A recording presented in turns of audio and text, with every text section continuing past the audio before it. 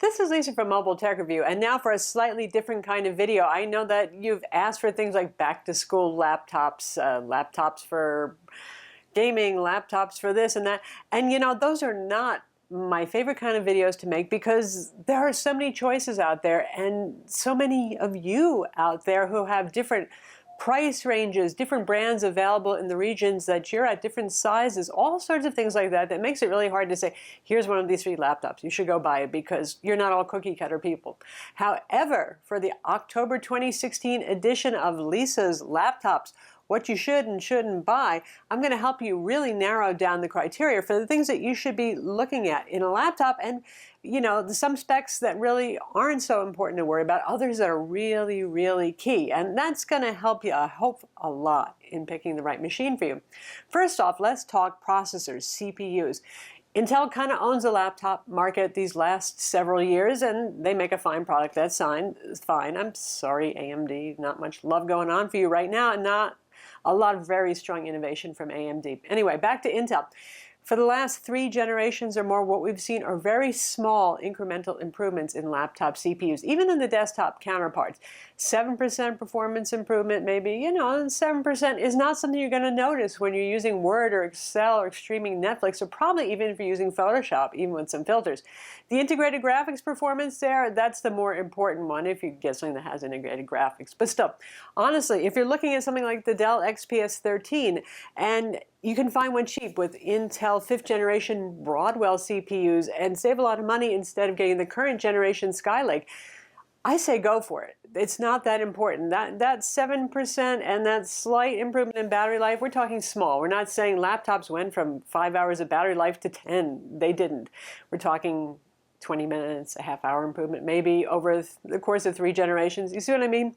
For the money that you can save, it's not worth it. Likewise, if you're holding out and waiting for Kaby Lake, which is the Intel 7th generation, again, we're going to see small improvements there. Largely, Intel's trying to improve the Wi-Fi chip because everybody's so into streaming and all things internet. But again, you know, given the speed of your home Wi-Fi network, the public Wi-Fi networks that you use, and the fact that Wi-Fi adapters can only get so fast, and Intel usually isn't making the very fastest ones anyway, Killer is. Yeah, it's okay to get, you know, a generation outdated and to not wait for the next generation. And this is, for me, a once-in-a-lifetime event. And look at me, I'm no spring chicken, and I've been covering technology for more years than some of you have been alive. NVIDIA has done something amazing with the current NVIDIA GTX 10 series cards for desktops and for laptops both. Now, that Pascal generation card, as it's called, NVIDIA claimed it was 40% faster than the outgoing 9 series cards, and you know what? They were being conservative. In some cases, almost twice as fast. This is an unusual jump in performance that we really haven't seen in forever. So what does that mean? That means if you're going to buy a gaming laptop, you can tell this is gaming laptop because it has out there orange accents, right? Don't buy an NVIDIA 9 series laptop. You see, the bottleneck, or really the churn that's caused in laptop buying, is the fact that generally speaking the graphics cards are not upgradable, and they're the most important spec in a gaming laptop. They give you all those gorgeous frames in your first-person shooters and everything else. So when the graphics card becomes updated, it's time for a new laptop. So you want to get the best graphics card that you can afford in a laptop. That means getting an NVIDIA 10 series card because it trashes the 9 series cards. I have an Msi Gt72 Dominator. That's a real high-end 17-inch laptop. It has the NVIDIA GTX 980M, which is about cream of the crop there. And the new NVIDIA GTX 1060M, which is at the bottom end of the new GTX range, is faster. And that's put in thin and light gaming laptops. So then you got the 1070, you'll have the 1080 and the really big ones. These things are within 10% performance of their desktop counterparts. So no more, oh, I'm going to spend a lot extra and get something that weighs 12 pounds because it has a desktop card crammed in, architecturally speaking. Well, NVIDIA has made it happen without having to do that sort of thing.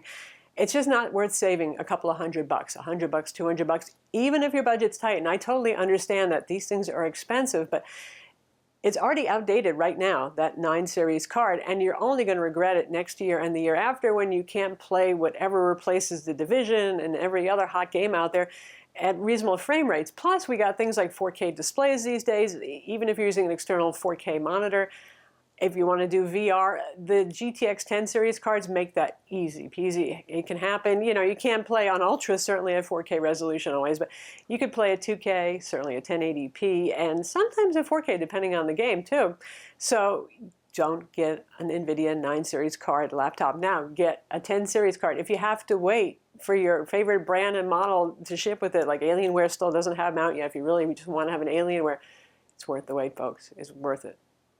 Next up, convertibles, like Surface Pro 4 here and many other convertibles, the HP Spectre X360, so on, Dell Inspiron, flippy models, and regular old Ultrabooks like the XPS 13 and others.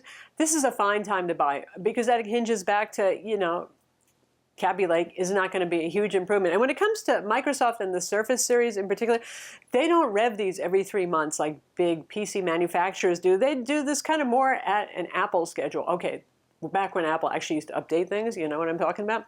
So it's not like this Surface Pro 4 is going to be imminently replaced, most likely. We haven't heard any rumors about that. And Microsoft doesn't even always make the jump quickly to the next CPU generation, particularly if it doesn't make a huge difference in performance. So if you're in the market for your regular old Ultrabook dual-core CPU kind of 13-inch portable guy, or a convertible, this is an absolute fine time to buy right now, and you're going to get good performance, lovely displays, all those kind of options. Nothing is on the roadmap right now that really shakes that up considerably in the coming months of this year.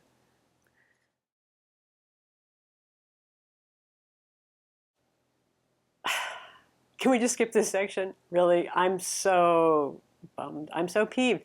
You are too, aren't you? If you're wanting to buy a Mac laptop, God, go get therapy. Join me, because Apple has not updated their machines in so long, except for this 12-inch MacBook. They're giving a lot of love to this. They just updated this, 6th generation Intel, nice specs inside for a teeny-weeny little laptop. That's not for everybody, granted, but this one, yeah, this is fine, the 12-inch MacBook. Anything else in laptop land, be it this 15-inch MacBook Pro that's mine, and I'm getting so tired of my old 4th generation Haswell CPU, the graphics chip that maybe wasn't what we all hoped for because it has no cojones for gaming, that sort of thing. Well, yeah, the 13-inch MacBook, it's fine too. The MacBook Air, oh my God, did like Tim Cook just leave it in a file drawer somewhere and forget about it, got so covered with dust? Apple hasn't updated these things. We thought in the spring there was going to be a big MacBook Pro and a MacBook Air update for Skylake. They were taking their time. It never happened. We thought that in August for back to school there was going to be an event. It didn't happen. Until it happens, unless you're a dedicated Mac head and your current laptop just croaked, wait. Someday, we're hoping, Apple will actually refresh these things. It can't get worse than the Mac Pro, right? That thing hasn't been updated in 1,000 days. That's 2.5 or more years.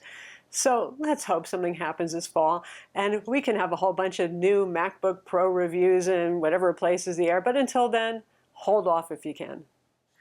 Next up, picking your display, particularly resolution. You have 1080p displays out there. I would suggest at the minimum getting a 1080p display. Now you can even find $500 or $600 laptops that have 1080p displays. That's 1920 by 1080, and that really, you'll notice the sharpness over the old 720p displays. But do you need 2K or 4K in a laptop panel? Let's face it, these things are not very large. You don't put them as close to your face as you do your phone, where marketing has a pixel density war going on that's kind of beyond what most of us can see. I know there's a Superman out there who's going to say, I can see the pixels. I swear I can see the pixels even in Sony's 4K phone display. Okay, good for you. A lot of us can't.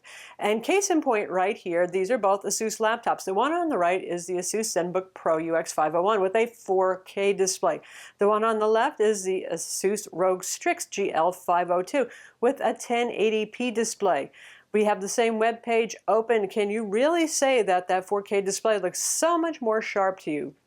Probably not. And you know what? In part, that has to do with contrast.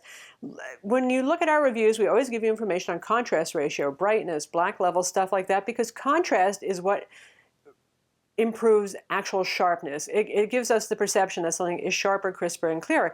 And the one on the left, the Asus ROG Strix at the 1080p display, has a better contrast ratio. So if it looks sharper to you, that's probably why. That 4K display on the right, not so much. It has a pretty poor contrast ratio. So there's things that are more important than high DPI. particularly when you're talking about something really small. And in fact, if we throw in one of the best displays that you can get on the market right now, it's actually Microsoft Surface Pro 4. That's a 2K kind of display.